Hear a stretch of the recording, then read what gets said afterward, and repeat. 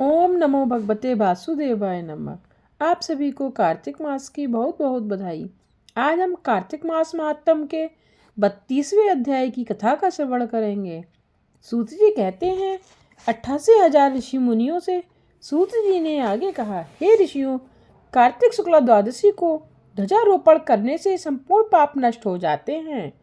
चारों वर्ण ब्राह्मण, क्षत्रिय, वैश्य और शूद्र में से जो कोई भी भगवान के मंदिर में झंडी लगाता है वह ब्रह्मा जी और अन्य देवताओं द्वारा सम्मानित होकर विष्णु लोक को प्राप्त होता है। इस बारे में जो कुछ नारद जी ने राजा पृथु से कहा वह कथा मैं तुम्हें सुनाता हूँ, ध्यान पूर्वक सुनिए। देवर्षि नारद जी ने कहा, हे राजन, इस संबंध में एक अत्यंत प्राचीन इतिहास सुनो। बहुत पहले सतयुग में सुमति नाम का एक चंद्रवंशीय राजा था जो भगवान का परम भक्त था। सप्तद्वीपों में उनका शासन था। उसकी रानी सत्यवती भी ईश्वर भक्त और अत्यंत पतिव्रता थी। वह भगवान के सामने नृत्य करती तथा कार्तिक शुक्ला द्वादशी को भगवान के मंदिर में ध्वजा बांधा करती थी। एक दिन विवांडक ऋषि वहां पधारे। राजा रानी ने उनका अत्यंत आदर सत्कार किया। उन्हें ध्वजारोपण करते हुए देखकर ऋषि ने कहा, हे राजन, भगवान को प्रसन्न करने के और भी अनेक साधन हैं, तब आपकी इस ध्वजारोहण में इतनी श्रद्धा क्यों है? यह सुनकर राजा ने कहा, हे मुनि, इसका अत्यंत अद्भुत एक इतिहास है जिसे मैं आपको सुनाता हूँ। राजा ने कहा, पूर्व जन्म में मेरा नाम मालिनी था। मैं ब्राह्मण होकर भी द्वेषी, कुकर्मी, महापापी तथा वैश्यागामी था। इन कुकर्मों के कारण मेरे बंधु बांधवों ने मुझे घर से निकाल दिया। इसके पश्चात वन में जाकर मैं एक टूटे फूटे विष्णु मंदिर में रहने लगा। मैं वन में जीव जंतु तथा मृग मारकर उनकी उदर पूर्ति किया करता था।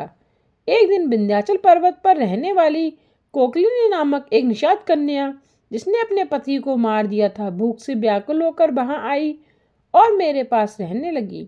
संयोगवश कार्तिक शुक्ला द्वादशी को हमने एक कपड़े को बांधकर झंडी सी बनाई और दोनों मदिरा पीकर झंडे हाथ में लिए सारी रात भगवान की मूर्ति के सम्मुख नृत्य करते रहे। नृत्य करते रहने के कारण प्रातःकाल हम दोनों की मृत्यु हो गई। तब यमदूत हमें यम फांस में बांधकर मारते हुए यमराज के पास ले गए। उसी समय विष्णु भगवान के दूत विमान लेकर वहां आ गए और यमदूतों को धिक्कारते हुए बोले कि तुम सिर्फ पापियों को यमपुरी ले जा सकते हो, धर्मात्माओं को नहीं। इस पर यमदूत भी क्रोधित होकर बोले, ये दोनों महापापी हैं, जीवन भर इन्होंने एक भी पुण्य कार्य नहीं किया है, इसी कारण हम इन्हें यमपुरी ले जा रहे हैं। तब विष्णु पार्षदों ने कहा कि यह अत्यंत खेद की बात है कि तुम्हें धर्म अधर्म की तनिक भी ज्ञान नहीं है। यह ठीक है, जीवन भर ये पाप कर्मों में लिप्त रहे, परंतु कार्तिक शुक्ला द्वादशी को इन्होंने भगवान के मंदिर में ध्वजारोहण तथा नृत्य और गायन किया है। इससे इनके संपूर्ण पाप नष्ट हो गए हैं। अतः ये विष्णु लोक जाने के अधिकारी हैं, भले ही इन्होंने अनजाने में यह सब किया है। इसके पश्चात विष्णु पार्षद हमें विमान में बिठाकर विष्णु लोक में ले गए। अपनी कथा समाप्त करते हुए राजा सुमत ने कहा, पूज्य ऋषिवर, अनजाने में ध्वजारोहण का ऐसा फल है, तो श्रद्धापूर्वक कार्तिक शुक्ला द्वादशी को ध्वजारोपण करने से जितना फल प्राप्त होता है उसका वर्णन नहीं किया जा सकता।